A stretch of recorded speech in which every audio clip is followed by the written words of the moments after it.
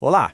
Já parou para pensar que a resposta para um desafio super atual que a gente enfrenta pode estar num texto de milhares de anos? Pois é sobre isso que vamos conversar hoje. Vamos nessa? Sabe aquela sensação de ser bombardeado por todo lado? Notícias, redes sociais, a pressão para ser produtivo o tempo todo? A gente corre, corre, mas parece que não sai do lugar. É fácil se sentir meio perdido no meio de toda essa confusão, de todo esse ruído.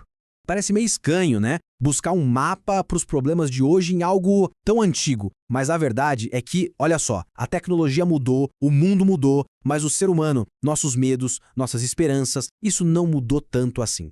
É por isso que a gente vai dar uma olhada no livro de Provérbios. Mas calma, não como um texto distante e complicado.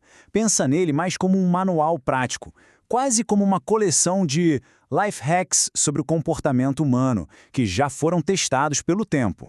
E o que é um provérbio, afinal? Bem, é basicamente sabedoria concentrada. É como pegar uma lição de vida inteira e colocar numa única frase, curta, poderosa e fácil de lembrar. E é essa sabedoria que vai ser o nosso guia. Pensa na nossa conversa de hoje como uma pequena jornada. Cada provérbio que a gente explorar vai ser como um passo, uma daquelas pedras no caminho que ajudam a gente a atravessar um rio turbulento. Preparados para o primeiro passo? E essa jornada de superação, ela começa aqui dentro. Antes de enfrentar o mundo lá fora, a gente precisa primeiro entender como lidar com a nossa própria preguiça, com aquela vontade de deixar tudo para depois. A primeira batalha é sempre com a gente mesmo. Essa frase é forte. Vamos pensar um pouco nela. Ela fala sobre controle, sobre quem está no comando da nossa própria vida. A diligência, ou seja, o esforço consistente, é o que nos dá esse controle. Traduzindo essa ideia antiga para o nosso dia a dia, diligência é simplesmente ter iniciativa. Já a preguiça, a inércia, não é só ficar sem fazer nada. É, na prática, entregar o controle da sua vida para as circunstâncias, para os prazos, para as outras pessoas. Esse quadro aqui deixa tudo muito claro. Pensa só naquela prova importante. O caminho da procrastinação, a gente já conhece. Estresse, noite mal dormida, desespero. Agora, o caminho da diligência, de estudar um pouco a cada dia, ele constrói não só o conhecimento, mas a autoconfiança. É a diferença entre ser escravo do prazo e ser um mestre do próprio tempo.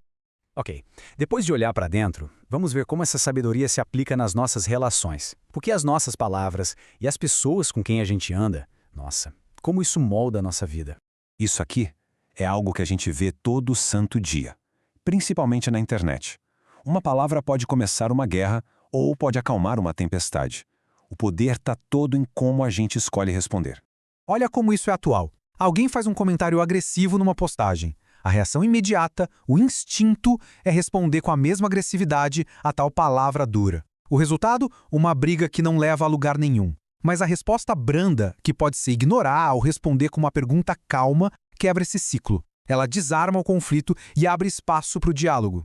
E agora vamos falar de influências. Esse provérbio é um dos conselhos mais diretos e práticos que existem sobre amizades. Ele basicamente nos diz que a gente se torna parecido com as pessoas com quem a gente passa mais tempo. Então, a reflexão aqui é: as pessoas ao nosso redor estão nos inspirando a ser melhores, a estudar mais, a sonhar mais alto, ou estão nos puxando para a negatividade, para a procrastinação? Escolher bem o nosso círculo, tanto na vida real quanto online, não é egoísmo. É um ato de autocuidado, uma estratégia fundamental para o nosso crescimento. E então, o que acontece quando a gente começa a juntar esses princípios?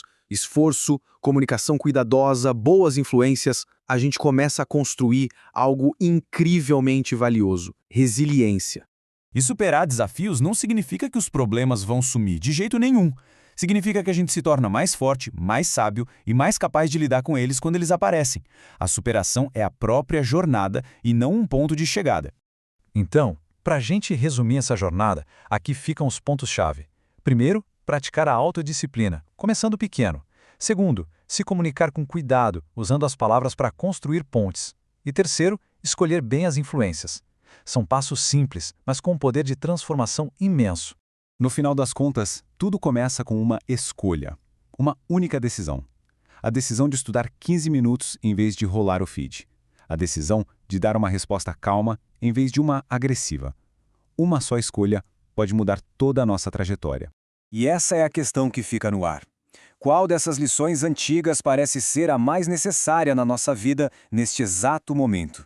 A sabedoria está aí, disponível. O próximo passo, a próxima escolha, essa é com cada um de nós.